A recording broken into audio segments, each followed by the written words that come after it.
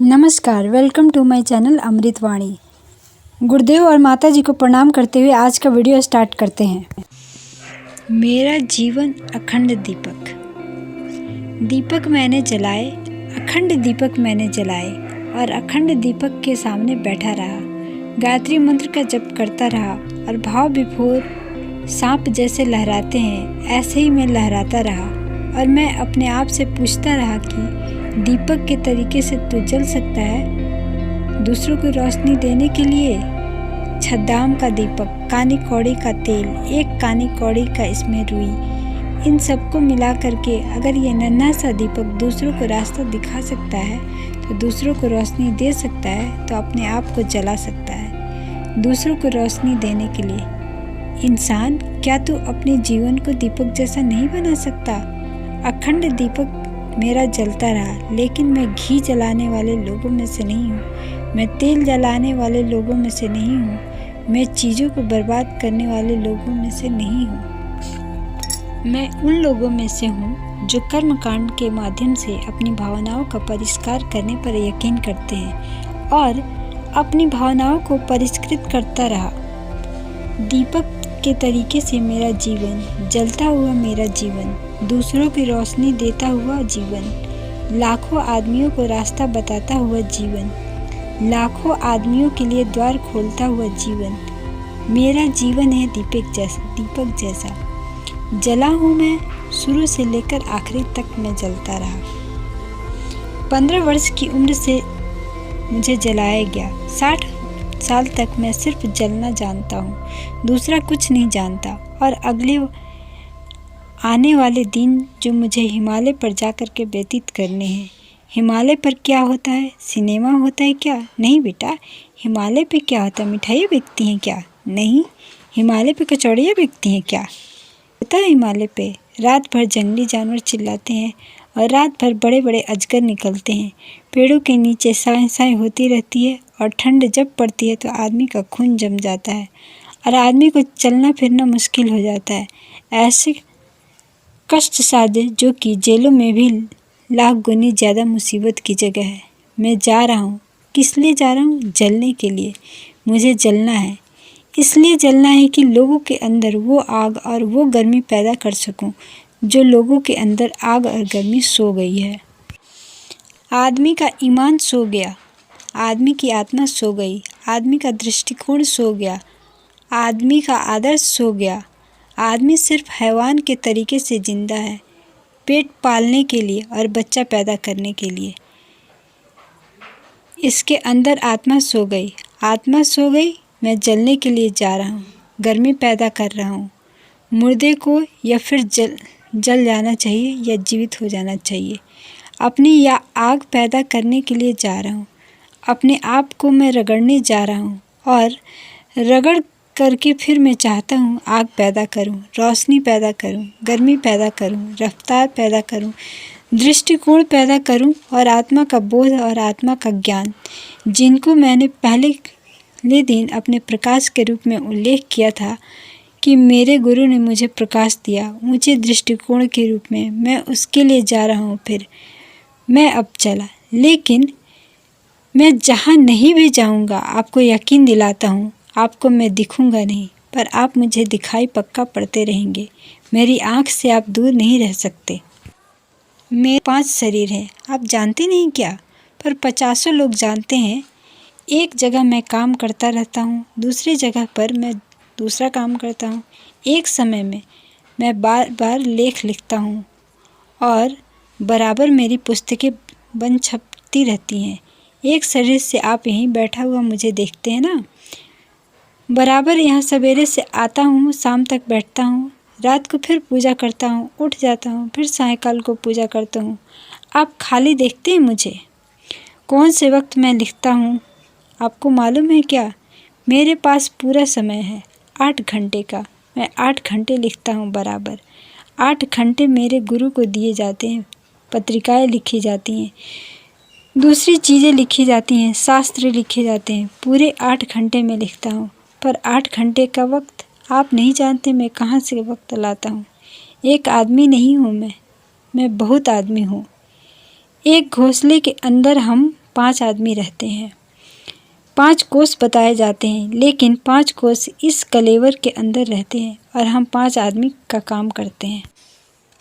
मैं आप लोगों की देखभाल रखूँगा, मेरा प्यार आपके ऊपर बरसता रहेगा। मैं आपको विदाई आज दे रहा हूँ, लेकिन ये विदाई अंतिम विदाई नहीं है। ये विदाई शारीरिक दृष्टि से विदाई हो, लेकिन आत्मा की दृष्टि से ये विदाई नहीं हो सकती। आत्माएं मरा नहीं करती, आत्माओं की बनी हुई मोहब्बत दूर नहीं हो सकती। आप लोगों को मेरी मुद्दत से अपनी मोहब्बत के जाल में जकड़ के रखा था और मैं उस समय तक जकड़ के रखूँगा जब तक हमारा और आपका कोई न कोई एक फैसला नहीं हो जाता। या तो मुझे ही नरक में जाना पड़े, या तो आपको ही स्वर्ग में चलना पड़े। या तो कुत्ते के साथ युधिष्ठिर को भी ज़मीन पर रहना पड़ेगा, या तो युधिष्ठिर के साथ कुत्ते को भी जाना पड़ेगा।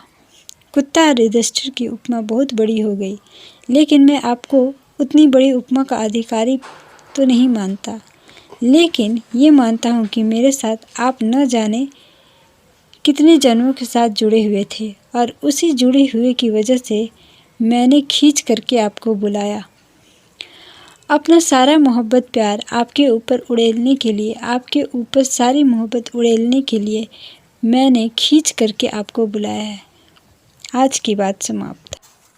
आज मैं आपको गुरुदेव की एक और नई रचना से परिचित कराना चाहती हूँ, जिसका शीर्षक है त्याग और समर्पण। गुरुदेव लिखते हैं, मैंने अपना ज्ञान जो दुनिया से सीखा था, वास्तव में मैं बराबर आपसे बोलता रहा हूँ, रात भर आपसे बातें करता रहा हूँ।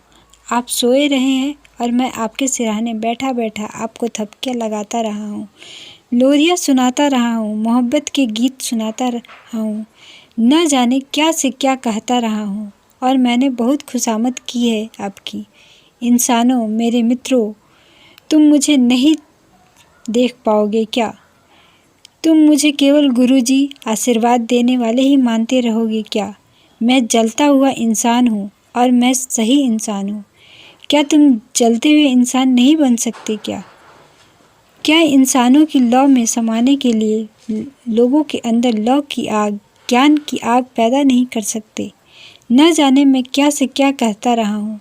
मेरी चारों वाणियाँ परा, पश्यंती, मध्यमा और वैखरी बोलती रहती हैं। आपके हृदय से मैं बोलता रहता हूँ, आत्मा से बोलता रहता हूँ, कानों से बोलता रहता हूँ, मस्तिष्क से बोलता रहता हूँ। आप जाइए और आप मेरी आवाज़ को आज बांध करके ले जाइए। मैं आपको छोड़ने वाला नहीं। जहाँ कहीं भी रहूँगा बोलता रहूँगा और आपसे लड़ता रहूँगा, कहता रहूँगा। जैसे अभी इन चादरों में आप सोए रहे हैं, तब मैंने आपको बहुत कुछ कहा है। यह कहना उस वक्त बंद हो जाएगा जब आप मेरी राह पर चलेंगे, उस राह पर जिस राह पर मैं अपने गुरु के इशारे पर चला और मैंने अपनी ज़िंदगी सारी की सारी उनके कहने के मुताबिक ही खर्च कर डाली। मैं चाहता हूँ आपका वक्त उन कामों में खर्च हो। मैं चाहता हूँ आपका पसीना उन कामों में खर्च हो। मैं चाहता हूँ आपका पैसा उन कामों में खर्च हो जिन कामों के लिए मैं जिया, जिन कामों के लिए मैं पैदा हुआ, जिन कामों में मैं ये कल्याण चाहता हूँ, संसार का कल्याण देखता हूँ और मानवता का उत्थान। इसलिए छोटी साधना के रूप में मैं आपको 10 पैसा रोज़ खर्च करने की बात कहता रहा, 1 घंटे समय खर्च करने की बात कहता रहा। छोटी छोटी बातें थी शुरुआत की, लेकिन ये तो शुरुआत है। जो मैं बहुत चाहता हूँ, हर वक्त कहता हूँ, अगले दिन आएंगे जब आपको मेरे तरीके से अपना सर्वस्व भगवान के चरणों में समर्पित करना होगा और अपनी सारी की सारी चीज़ें समेट करके भगवान के पाँव पे लाकर रखनी पड़ेंगी, ताकि भगवान के पास जो कुछ है उन सबको पाने के हकदार आप बन जाएं। रविंद्रनाथ टैगोर की एक छोटी वाली कहानी। रविंद्रनाथ टैगोर ने एक गीत गाया, कविता गाई। मैं गया दरवाजे दरवाजे भीख मांगने के लिए, अनाज की भर ली मैंने झोली। एक आया भिखारी मेरे सामने, उसने कहा तेरी झोली में से कुछ हमको भी दे दे। ध्यान से सुनिएगा क्या कहते हैं। रविंद्रनाथ टैगोर जी कहते हैं, मैं गया दरवाजे दरवाजे भीख मांगने के लिए, अनाज की भर ली मैंने झोली। एक आया भिखारी मेरे सामने, उसने कहा तेरी झोली में से कुछ हमको भी दे दे। रविंद्रनाथ टैगोर ने उस महत्वपूर्ण कविता में लिखा है, मैंने बड़ी हिम्मत की और एक दाना झोली में से निकाला और उसकी हथेली पर रख दिया और भिखारी मुस्कुराता हुआ चला गया एक दाना लेकर। मैं आया अपने घर।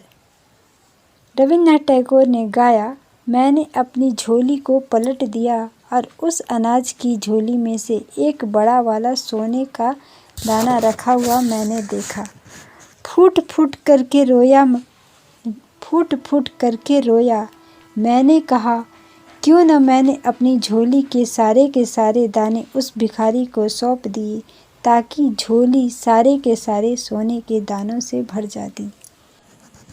यही है मेरे सारे के सारे जीवन का निचोड़, यही है मेरी उपासनाओं का निचोड़, यही है मेरी साधना का निचोड़, यही है मेरे जीवन का निचोड़। मैंने अपनी सारी झोली, सारा वक्त, सारा पैसा, सारी शक्ति, सारा अकल, सारा दिमाग अपने भगवान के चरणों में रख दिया और भगवान के पास जो कुछ भी चीज़ें थीं, जो कुछ भी उनके पास करामातें थीं, जो कुछ भी सिद्धियाँ थीं, जो कुछ भी चमत्कार थे, जो कुछ भी विभूतियाँ थीं, वो सारी की सारी ला कर के मुझे दे दिया। मैं कहता रहा मुझे नहीं चाहिए तेरी रिधियाँ। वो कहता रहा मुझे नहीं चाहिए तेरा धन। मैं कहता रहा मुझे नहीं चाहिए तेरी सिद्धियाँ। वो कहता रहा मुझे नहीं चाहिए तेरा वैभव। मित्रों, हम तो इसी तरीके से धक्का मुक्की करते रहे और हमारी धक्का मुक्की दूसरे तरह की होती तो कहते, भगवान तेरी जेब काट करके रहूँगा, और भगवान कहता जरा भी नहीं दूंगा।